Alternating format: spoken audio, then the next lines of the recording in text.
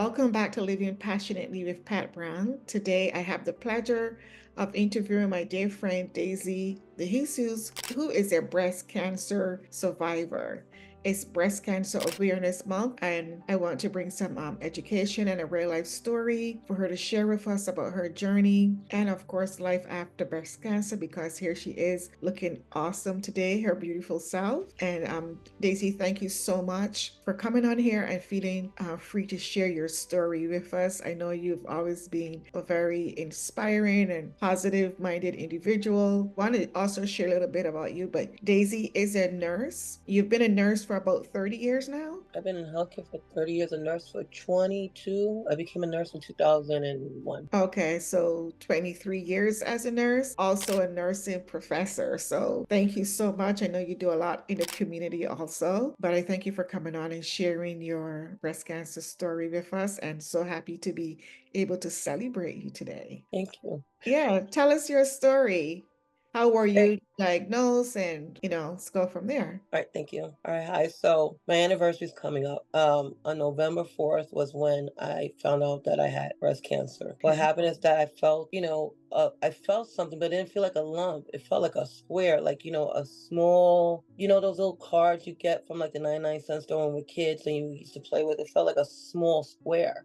It didn't Oh, feel like a circle. okay. So I thought I pulled a muscle when I was doing Pilates because I did a lot of yoga back then and I was doing Kundalini and I had started Pilates. So I was doing it really like twice a day sometimes. So I was like thinking maybe my pecs or something were getting tight. So I didn't think that it was cancer Hmm. because I was vegetarian, sometimes vegan. I was living that lifestyle for about 6, 7 years. Yeah. So I went in and it was very posh where I went to get my mammogram. The women had their robes on and they had like pink things everywhere. And it Mhm. was very pretty. And they said the worst thing is you don't want to be the last one out of here. And I Okay. said, okay, and they were explaining to me that after they got COVID vaccine, a lot of them developed like little cysts in their breasts and everything related to the vaccination. So maybe that's what happened to me. So we're Okay. in the room waiting to get our mammograms and everyone is showing their bumps and their scars. So when I showed them mine, what I was feeling,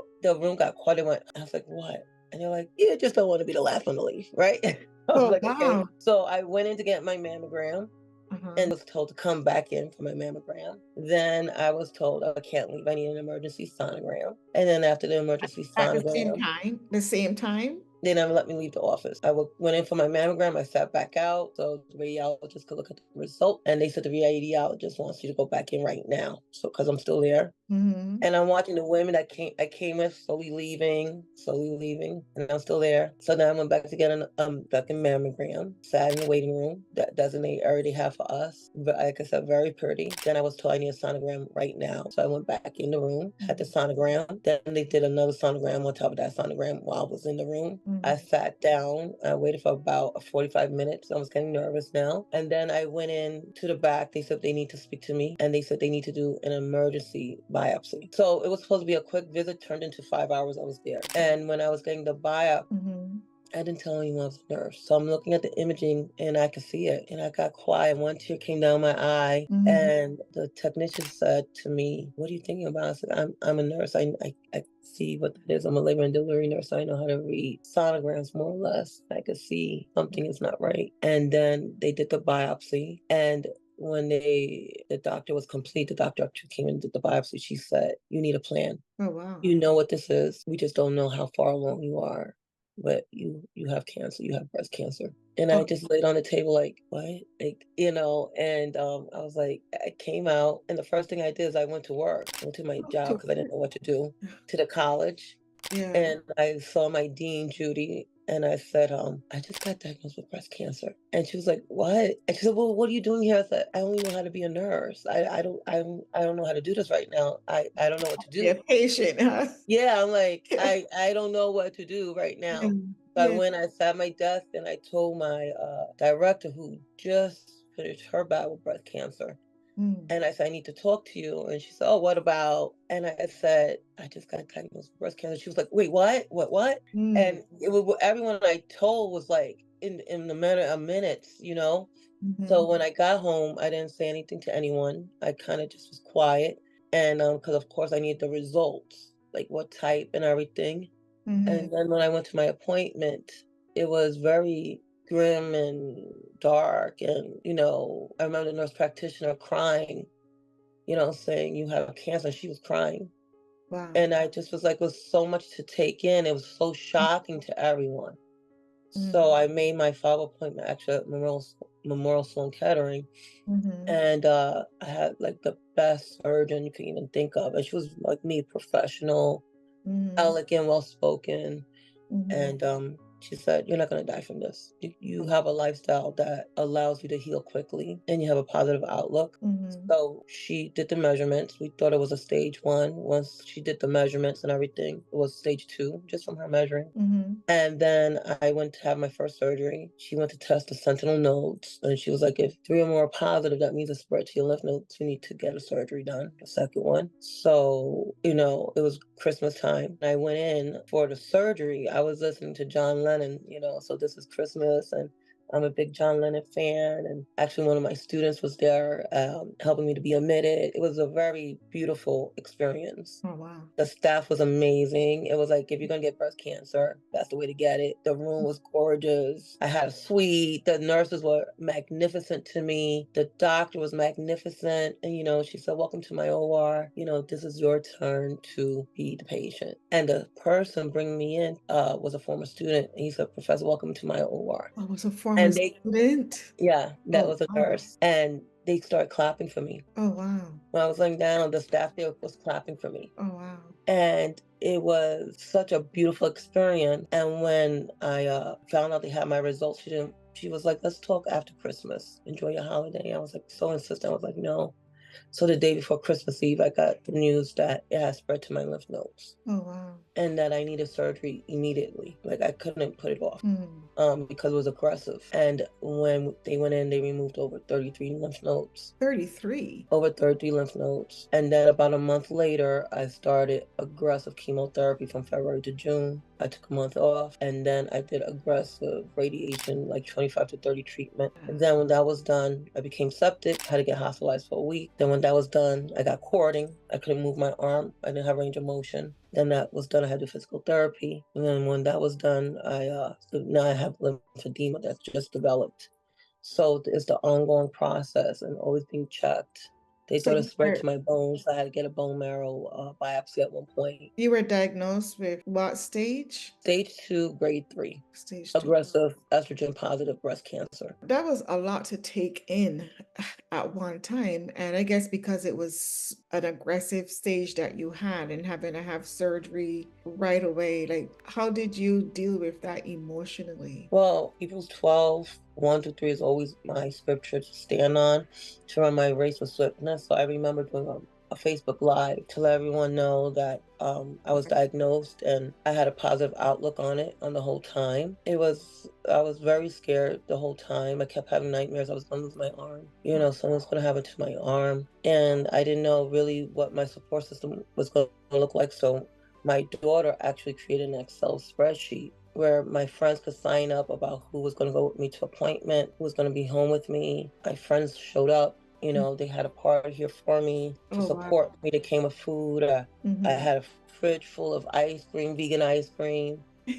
My friend Ayana had a meal train for me, so I was set. And then my aunt Penny died. She passed away, during this time period. So I Mm. went to her funeral, and someone that I actually admired for many years, this man, I really admired this man, Alejandro. He was there, and we were, always in contact with Facebook and through the Uh-huh. family. And when he was there, he said, "You're my angel." I was like, "Thank you." Really? And when I walked out my aunt's funeral, I said, "Jesus, I am tired. Mm-hmm. I'm tired," and I heard, "Daisy." I was like, "That?" It was Alejandro running behind me. And he Mm-hmm. said, "You shouldn't be carrying that bag. You just had surgery." He took my bag, he put his arm out, and we've been like that ever since. Wow. So that's how you guys kind of Connected reconnected. at, yep, at my aunt's funeral. Wow. And Okay.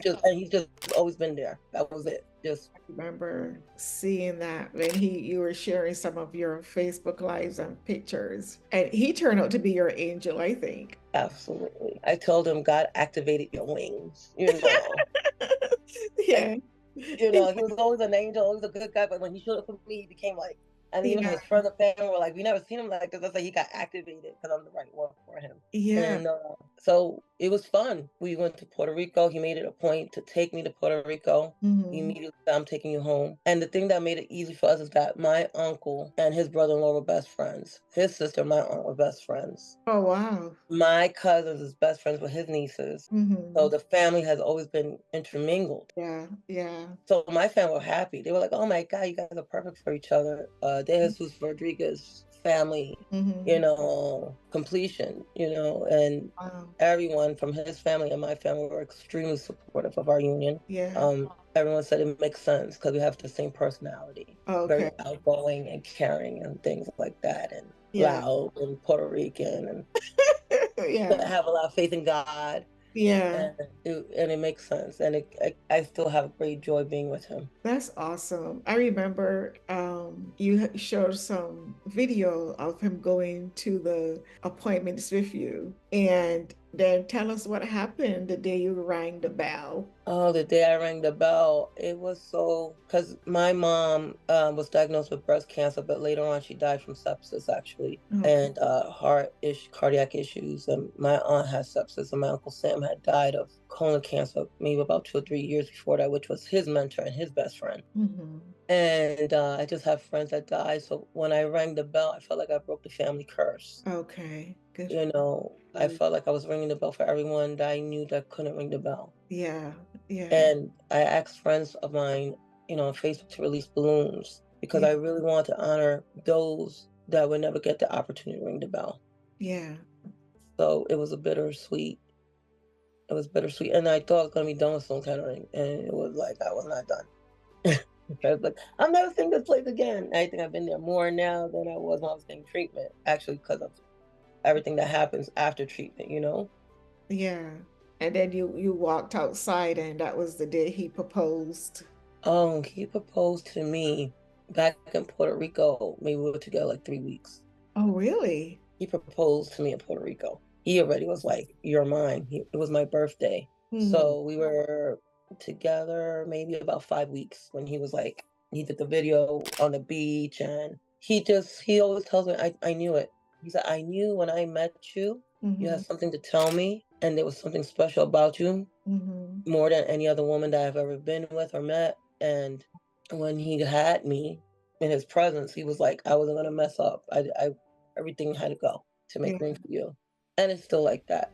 He's still Yeah, like that with that's, me. I mean, that's really awesome to think about. You're going through this cancer journey and treatment and all of this stuff. And I remember those pictures were so harsh and whatnot. And to see him there, and he was just kind of like a light that it was like whatever you were going through, he was just so supportive. And I remember your daughter, there was one video with you and your daughter and him being there together. And it would have been a perfect picture except for the things that you were going through. And you can tell that you were trying so hard because I know you from the time we met. You're always just such a positive person, always inspiring and encouraging people. Then we met that I said, I'll never forget this lady because I had went to a friend Leslie's 40th birthday party, and I walked in there as a stranger among other people, and we sat next to each other, and you talked to me throughout the whole night, and we bonded from there. It was like, oh my goodness, like this woman has such a beautiful spirit, and we exchanged numbers and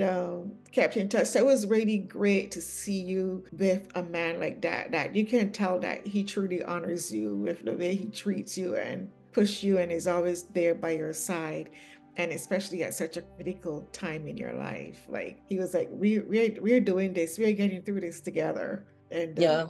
Yeah. And the nice thing too for my daughter, she's a school teacher all the way in Philadelphia. mhm. And the moment I told her, she was like, I'm here for you, mom. Wow, that's awesome. I'm here. She showed up. So Mm-hmm. for the first 4 treatments, they called the Red Devil. So Mm-hmm. she was there for those treatments with me. He was too, but she got up early in the morning, like at 5 o'clock in the morning from Philadelphia. She took family medical leave of absence. New teacher. She teaches at a music school for gifted children. I think it was GAMP or something like this, gifted school for musical children Okay. and children with musicality. Mm-hmm. And she was here. She would show up, Mm-hmm. and she's my daughter, so she knows me. So she's like, "Okay, mom, let's go, let's get ready." And when I would get in her car, she always would have a playlist for me. Oh, wow. And then when I would get there, she was not on her phone. It was all about me. That's And she awesome. would play music for me. She videotaped it, invested. Yeah. She was fully present. Yeah. She never cried. She never showed me her emotion. And then she would drop me off. Yeah. We'd have lunch or something. Even on her birthday, I had a treatment Mm-hmm. on her birthday, and Wow. she showed up. She Wow. didn't cancel on me. And She's what was nice is that my husband's job was a few blocks from Sloan Kettering, so he would Mhm. leave to work. She would take me in, and he would meet us there. Okay. He would go back to work, and then she would drop me off home. Uh, awesome. What would you say was like the hardest part of this journey for you? Oh, radiation. Radiation. Radiation was worse for me than the chemo Oh, wow. because my whole breast, all the skin came off, Mm. muscle damage. Because I was a yogi before this, not having the ability to put my arm over my head, Mm. really not being able to do my stretches, like even now it's hard to do the stretching, not Mm-hmm. being able to be as fluid with my body, feeling like my body betrayed me, and then laying in that room, feeling the radiation, it was a head trip because from what I experienced was all the childhood traumas I had showed up in that room with Oh, me gosh.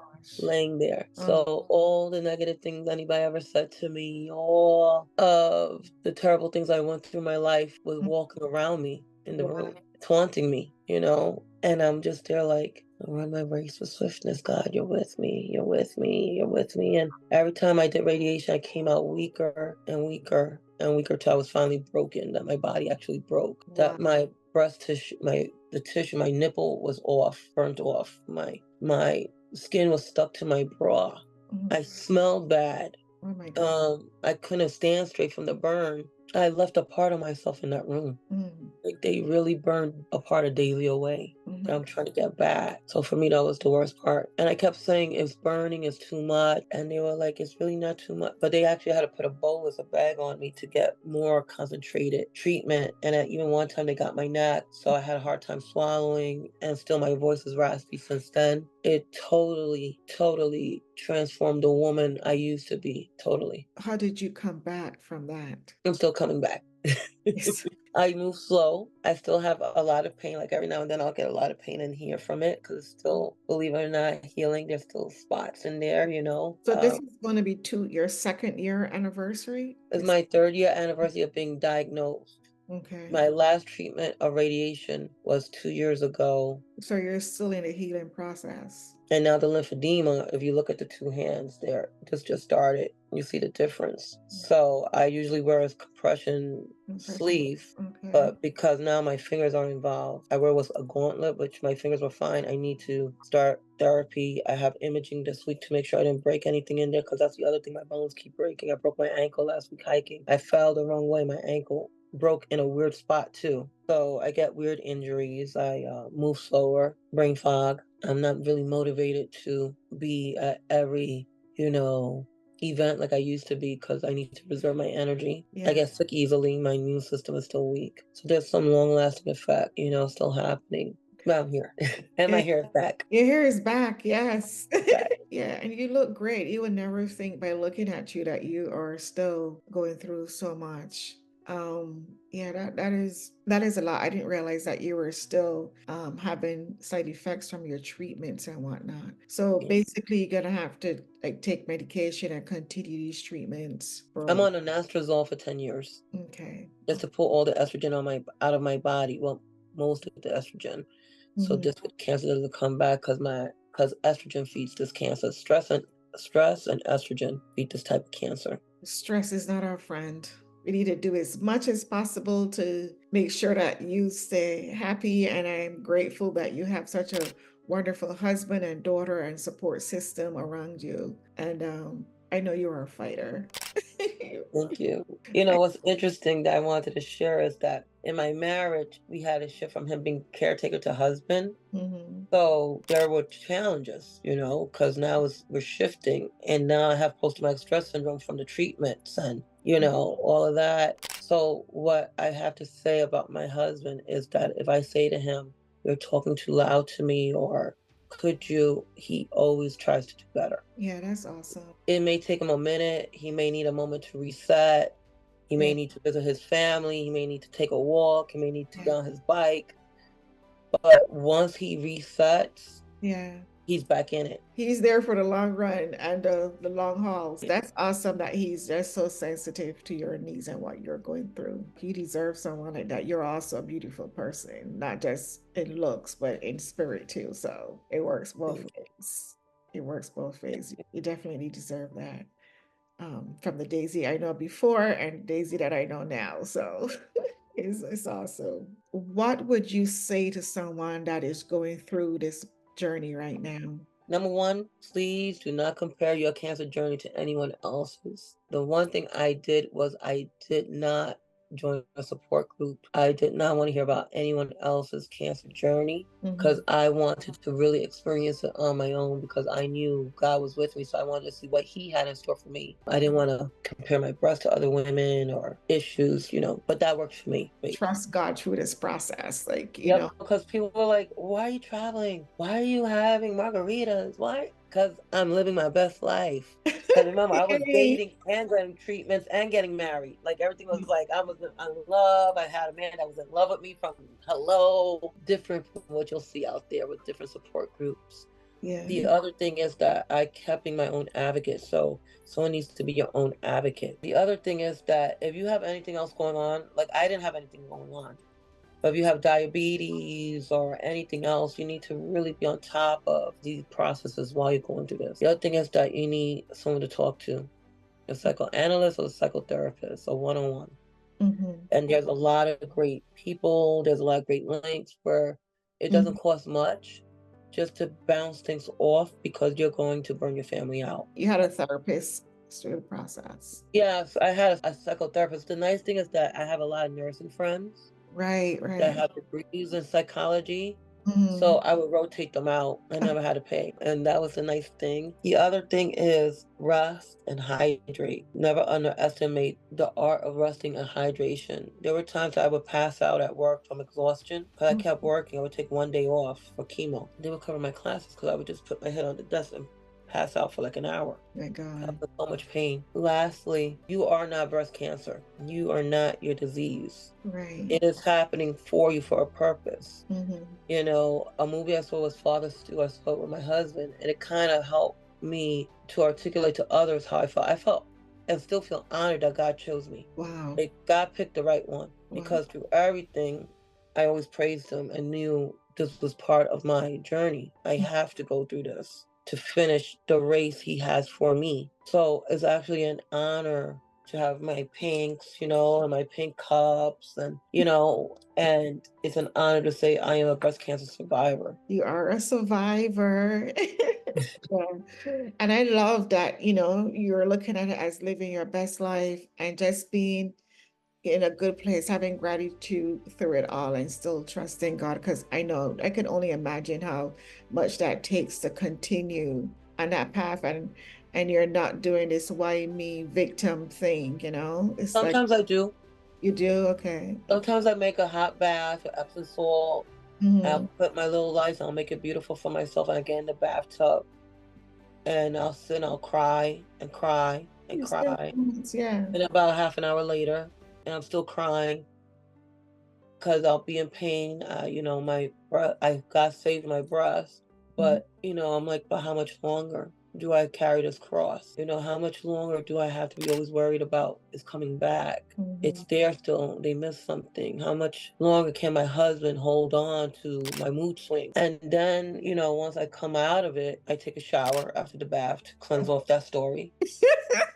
And I'm like, okay, that store didn't serve me. Okay, my pay party is over. But I give myself permission to go there. It's Yeah. okay not to be okay. Yeah, but I wouldn't call that a victim mentality. I think that that's more reality. You know what I mean? That's your life and all these different possibilities that might come before you. So I wouldn't call that a victim. I think it's being realistic of what could possibly happen. Just a matter of how you respond. And the thing is that you don't stay there. And that's so important. Like you said, you get out the towel, you take a shower, and you wash that story off and you keep it moving. And that I have to applaud you for, because some people will sit there and let that become their story. Stay in that, Mm-mm. but you don't. So I truly applaud No, you for that. thank you. I'm happy for you, and I'm grateful that you really, take this time to share and encourage others, because, like you said, different things work for different people. And I'm sure that your story is going to inspire someone to keep moving, because there are people that do not have a support system that is dealing with cancer today, and they don't know how to maneuver through the process. So we just never know who the story might reach. So thank you so much, Daisy. I'm looking forward to seeing you at the walk next weekend. Yes, and one more thing I'll say, my husband has a joke with me. I'm Mm-hmm. a happy hour girl. You I did love happy know that. hour. And Okay. there's like 700 restaurants in New York City, right? Yeah. Because I live in Jersey. So between New York and Jersey, there's about 700 happy hours. Do Yeah. you know you could go to a different restaurant every day and have a nice little wine or cocktail and a little appetizer, be in a different environment, and never have to go back there again? So that excites me. Thank you for sharing that. I That appreciate excites me that. because I get to experience something new. So I have something to look forward to. Yeah. I never thought of that. Thank you. You're welcome.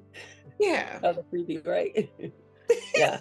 Yeah, that makes sense. Definitely. We got to live our best lives, That's so important, because, we all have a story, we all have a journey, and I say we all have a cross to carry. So it is how you carry it and how you get through, maneuver yourself through your journey. So thank you, my dear friend. You're welcome. And we'll continue this story next week. Stay beautiful, stay true to you and who you are, and have a wonderful rest of your day. You too. Thank you. And God bless you. Thank you. God bless you too, Daisy. Here we All go. right. So you're Thank you doing for your coming on resume. and sharing with me. So there's what it looks like. Wow, lots of people All out there. right. Hmm. So you're gonna walk in with me now. Okay. Some people start at 8, 9 o'clock in the morning. Every year is a little different from when you're walking in. And this is at Central Park. Yes, there's the Central Park American Strides Cancer Walk.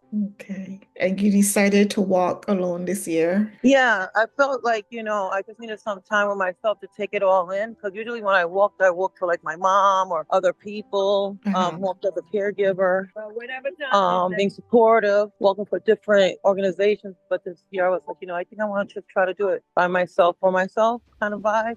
Yeah. I'm an Aquarius. That's what we do. We like to do things alone. You see, they have like the pink carriages and everything set up already. And let's find the opening for it because it moves every year a little bit. Not too bad, but just a little bit. The Central Park is always beautiful. Lots of pink. So individuals will get here like as early as like 8 in the morning to register and to start to walk early before it gets super hot. Okay. And they'll be out here till maybe about 2, 3 o'clock. So let me make sure I'm going into the correct opening because it looks like I'm going into a different opening. Let's see. Oh no, there goes the pink. There goes the pink walkway. Here we go. Okay. So here you go, the sheet metal. Walking through. Daisy, I looked out my window earlier and I didn't realize there was a walk out here too on the boardwalk where I live in Far Rockaway. Oh, we'll do it next year then. Yeah, and I totally missed it. Yeah. Like people were just, and there was Yeah. a set of people too. We'll walk on the other side. Come on the one side. Go here. Yeah. Let's see. It has different languages. The Okay. banners from the distance. And so since individuals start to walk away already, they'll change where they have the banners at and where they're going to sell things now because everyone's like pretty much leaving this area. Last year I got here at 7:30 or 8 o'clock in the People are dressed up so cute. morning. Oh, Pink. yeah. And they'll have themes. Some family members will have the tutus, see? Some will have the pink wraps. You can hear the music. It's a little hyped up. Mm-hmm. Good. They have a cheerleading theme, Cheer for the Cure. There goes a whole team. January 1st, 2025. It looks like such a beautiful day outside too. Yeah. Breast cancer doesn't care what color you are, what religion you are, Right. what creed, sexual orientation, how you identify. I was vegan, a vegetarian for over 7 years, and a yogi and everything. So it's like the thing is, I got it. I remember my friend saying, "Well, David, if you got any of us get that," I said, "Yeah, I don't touch matters." And I was doing everything. I still got diagnosed. Did you hear about the lady recently? I think she was on BET or some show she was a host on. And she was recently diagnosed at stage 4. Not Coda now. There's this other young lady. She felt a lump, and she thought that she believed in self-healing, like the body heal thyself kind of thing. And she did not seek treatment right away. And how is she doing? She's not doing very well. It has progressed now to a stage 4. Yeah, Yeah, it's a gamble. she just thought that her body would heal itself. Yeah, she's a BET host. Her name is Ananda Lewis. I know when I started my journey, a lot of my friends had said to me, "What?" And I said no, because I being a healthcare professional for so many years, and my mom, who has stage 0 breast cancer, also there's a survivor and thrive. So usually you go through here, Mm-hmm. and let me see if I can get anything here. So everything is done. Oh, I could get a ribbon. At least I got my ribbon. Do you have anything left for survivors? Nothing, right? So this is why it's important to get here on time. Yeah. But it's wonderful because they have all these things. They'll have donuts, coffee, makeup products. And I like the breast cancer thriver is a better than a survivor, because you can survive, but if you're not thriving in life, it's almost like, what was the point of getting treatment if you stay stuck in the cancer story? And they got different sponsors. Mm-hmm. So when your show takes off, maybe you can have a stand here. And there you have it. And out there, all the people seeing was the sea of pink. Okay. So I got to come here without so much. Thank everybody for joining us here today. Did you know that we are the nation's largest? Here we are. Thank you for sharing, Daisy, taking the time. You're welcome. Talk to you later. But great. Have a wonderful day. Thank you. Bye.